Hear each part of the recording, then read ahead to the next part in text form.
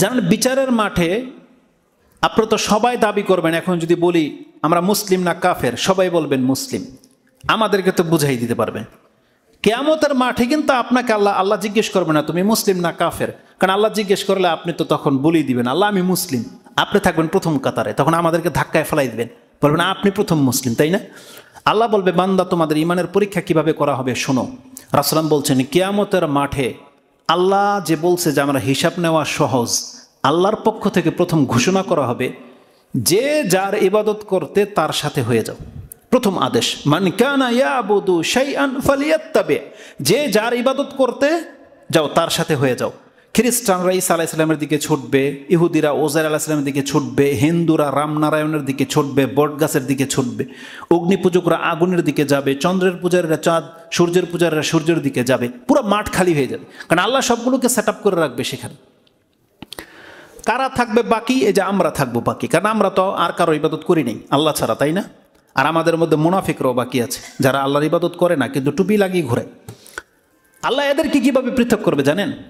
আল্লাহ ভিন্ন একটা চেহারা নিয়ে এসে বলবে আনা রাব্বুকুম, আমি তোমাদের প্রতিপালক। ওই যে মুনাফিকরা বলবে এই সুযোগ মেনে নিলেই হইল, বলছে হ্যাঁ আল্লাহ আমরা মেনে নিলাম, বলছে আসো তাইলে।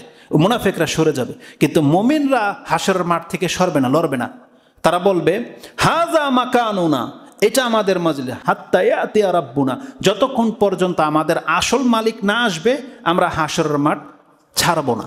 তখন আল্লাহর পক্ষ থেকে বলা হবে হাল তারিফুনাহু ফায়াকুলু লাহা, কোথায় গেল এটা? আল্লাহ বলছেন সুবহানাল্লাহ, ফায়াকুলু লাহুম হাল বাইনাকুম ওয়া বাইনাহু আয়াতুন তারিফুনাহু, আল্লাহর আর তোমাদের মাঝে কি এমন কোনো নিদর্শন আছে? আল্লাহ বলেছে যে যার মাধ্যমে তোমরা তোমাদের রবকে চিনতে পারবা। তখন প্রকৃত মুমিন বান্দা যারা যারা কোরআন পড়েছে তারা বলবে নাম, হ্যাঁ চিনতে পারবে। সেটা কি? আসাক, কারণ আল্লাহ বলেছেন কিয়ামতের মাঠে পায়ের গোছাকে উন্মুক্ত করা হবে, সেই সাক দেখলে আমরা বুঝতে পারবো যেটা আমাদের রব কিনা। ফায়ুকশাফু আন সাক, সেই দিন আল্লাহ তার পায়ের গোছাকে উন্মুক্ত করে দেবেন, এটা প্রথম ঘটবে।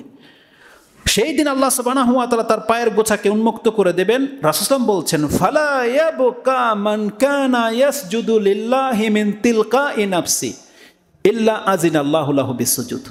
সেই দিন আল্লাহ তার পায়ের গোছাকে উন্মুক্ত করে দিয়ে বলবে যারা পৃথিবীতে আমার ইবাদত করেছো আজকে তারাই কেবল সেজদা করতে পারবে। রাসূল সাল্লাল্লাহু আলাইহি ওয়াসাল্লাম বলছেন সেই দিন প্রত্যেক সেই মুমিন সেজদা করতে পারবে যারা এই জমিনে অন্তর থেকে আল্লাহকে সেজদা করেছিল।